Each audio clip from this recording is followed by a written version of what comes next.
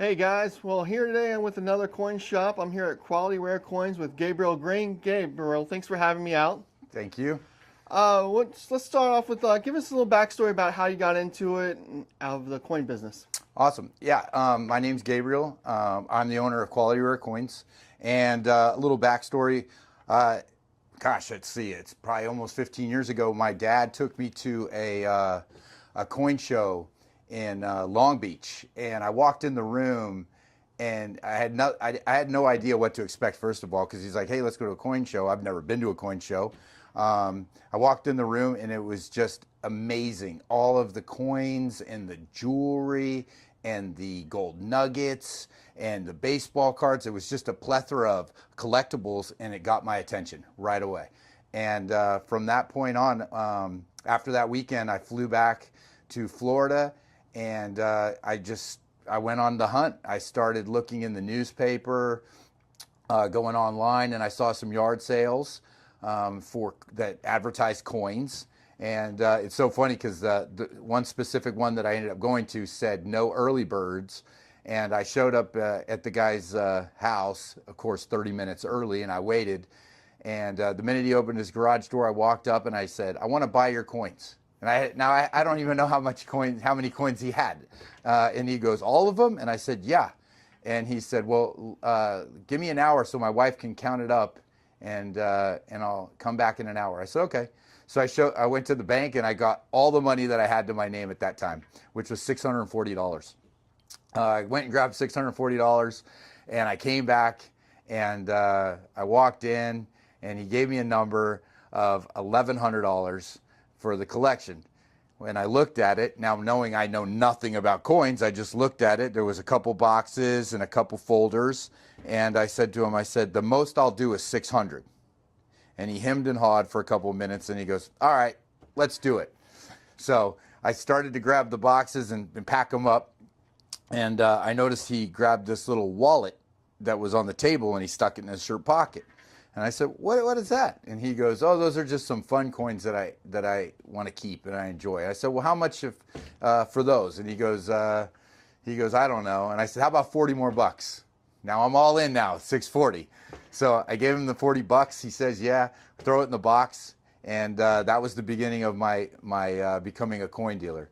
I spent the next 3 weeks every night studying coins, Lincoln cents, nickels, quarters, dimes, foreign world coins, everything. And I basically got the ANA grading standards book. I got the red book.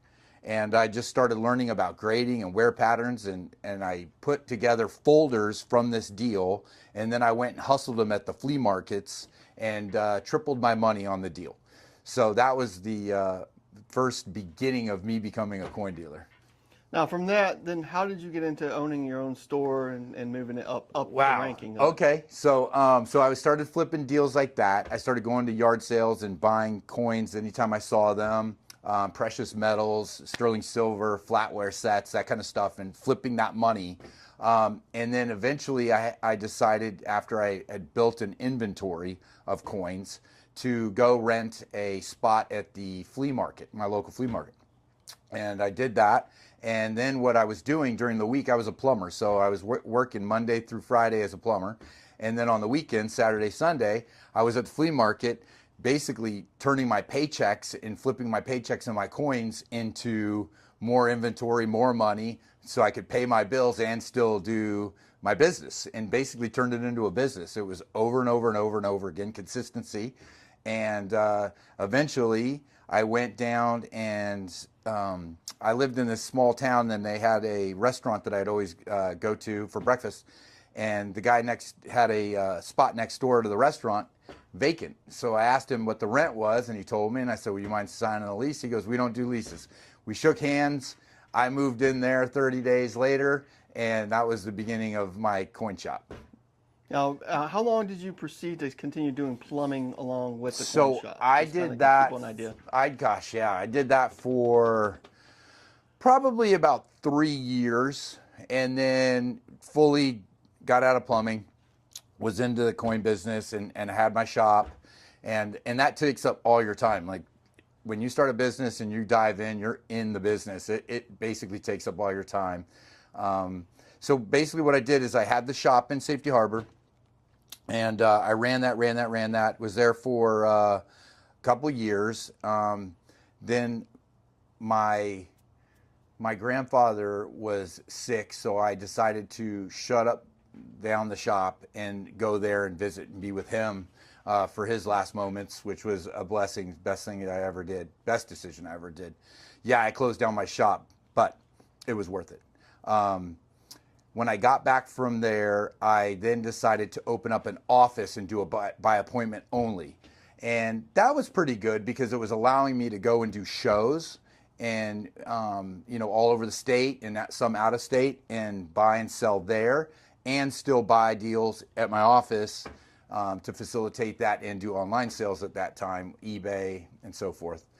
And then, it was kind of interesting. After a couple of years of having an office, I got a phone call, and the guy that I used to work for asked for me to come back to the plumbing industry. He needed me, and I went back to plumbing for 4 years. So 4 years, and in those 4 years, it was good. I still did coins on the side on weekends when there were shows or whatnot.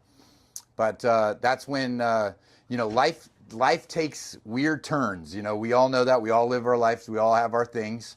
And I was on a job and I tore my spine and herniated some discs. And basically that was, for me, that was God telling me, no more plumbing. It's time to get back to coins and do something that's less brutal on the body. So I did that. Went back into coins, opened up a shop with a gentleman down in Pinellas Park, and he was my partner for a little over 3 years. We ran into some issues between each other, a little conflict, and we ended up splitting and going separate ways. So you never know. I was shopless for about a year and a half. And in that time, I realized I need to be in a shop. That's where I shine. That's what I enjoy, because I enjoy talking to people, and also I enjoy listening to their story and listening to what brought them in and where they made decisions in their life. And I want to help people. It's not always just about buying and selling coins. For me, it's also about building that relationship with the customer, being able to help them maybe on their life path, and maybe, doing some life coaching with them as well. I mean, I learn so much from people, and if I can give that back and they can learn from me, that's where I want to shine. So with that being said, I reached out to a buddy of mine who had a shop. He was looking to move, and he said, I want to sell my shop. So we negotiated a little bit, and decided to buy this shop. It's an hour north of where I live, so I drive an hour every day there to the shop. And but it's what I love, so it's not really like work. You know what I mean? When you love something, it's just kind of easy. So that's where I'm at now. I'm in Port Richey, Florida, at this beautiful shop, and it's been great. It's a ride. Well, speaking of the shop, let's do a little walk around. First question I always like to ask the dealers, the shop owners I'm here. What is your favorite coin you have in stock right now? Oh gosh, okay. So my favorite coin that I have in stock right now is going to be the rare 1916. May I? Yes. Thank you. Quarter, Standing Liberty quarter. Very low mintage. Very hard to get in higher grades. They're very, very expensive, and just fun. I just got that back from grading this week, at the beginning of the week. And I picked that up at the Dalton, Georgia show, and it's just fun. You know what I mean? It's the first one I've ever owned, even as a coin dealer, and just excited to have it, and excited to show it off a little bit and let people enjoy it. Now, when you picked that one up, you picked it up raw, correct? So I bought this out of a Standing Liberty quarter set from another dealer, and bought it raw, submitted it to PCGS. At the Dalton show, and got it back, like I said, at the beginning of the week, and I was expecting one grade higher than this grade, but it's okay because it's still straight graded. It's a problem-free coin, and it's awesome. It's highly sought after, so that's a win. What? And you brought up a good point. We always talk about grading companies, and we always have an issue with them. Tit for tat. I've always spoke my opinion on them. What would you feel like? You feel like you thought it was going to be a little higher grade? So in your opinion, in my opinion, it's a VF, and it has all of the details of a VF. However, they graded it a fine 12, which is fine. I figure what they did is they looked at the coin and saw that it probably had maybe old cleaning or some sort of issue that they decided that wasn't severe enough to warrant a holder with a details holder. So what they did is they net graded it and went down one full grade and gave it a straight grade, one grade lower than what it actually is. Okay, because I like to always ask that question because that doesn't get any more clearer than that. We grading, like I said, I have my issues with grading companies. Yeah, but, that's it. Let's see what other fun stuff you have in the shop. So my other fun coin right now is this 1884 S Morgan dollar. It's a AU58 CAC. Yeah, thank you. Yeah, and that one's super cool because it's a highly sought after dollar and very hard to get in grades higher than uncirculated. That's an older holder too. And it is, yes, it's an old fatty holder from NGC, and really nice coin. Everything's for sale, guys, and I'll put down in the description for you his information so you can always give him a shout. Now another one that I recently acquired was the 1846 D over D $5 gold piece. Very nice coin. Highly sought after again. Dahlonega Mint, great stuff. Let's see if I can get that. Yeah. There you go, right there, guys. The D right there. Dahlonega Mint was in Georgia. A lot of people don't know that, but that's one of those cool mints there. That's a cool piece. That's a cool piece. It's a really nice coin, and yeah. And a D over D too. That's exactly. Cool to see. So yeah, those are just some of my favorites, and but yeah, I dabble mostly U.S. However, I do have some world coins. I do have Trump stuff. People like President Trump. We love Trump, and I've got paper money currency. I do jewelry. I do bullion. I mean, we can take a little tour. When you come into the shop, if you're looking for 90%, I keep bins of different 90% up here available at all times. Kennedy's, Walking Liberties, dollars, and then I have world coin bins, different world silver, rolls. I do rolls. I've got bullion, gold, silver, BU 90%, some of the higher end silver and generic stuff. I also do jewelry because I buy scrap jewelry from the public. So I do jewelry, Rolex watches, a little bit of everything. I also, jumping down the road, we do gold backs. We are an authorized dealer with gold backs.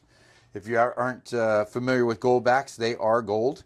And they have all sorts of different denominations that you can actually use as money. With certain stores. There's actually a map that you can go to at goldback.com, and it shows you all of the different vendors that take them as currency. Showing off a little cool knick-knack series. Yeah, novelty stuff, lots of novelty stuff. You got to have the novelty stuff. Yeah, you do. Yep, you do. Let's do a little pan over here. He's got also Indian head scents, guys. If there's just a certain one, I apologize. Some of the lighting in here is just the fluorescent lights. It's hard to show everything. But like I said, down in the description, I'll leave his information for you. You can always give him a shout. I believe you probably do mailing. You do mail? Sure. Yeah, he'll mail for you. He's got some large scents. Yeah, when it comes to mailing, I try to make sure that we have, for safety reasons, I ship it right after cleared payment.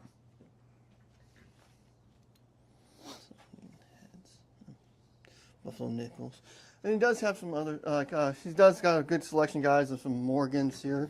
Yeah, we do Morgans. We got more. I got Franklin's. Got bust halves, seated dollars, trade dollars, peace dollars. Everything. Little bit of everything. There's something for everyone. That is right. He does carry a little bit of everything, which is nice. It's nice to see. Yeah, variety. It's all about variety. Lincoln cents.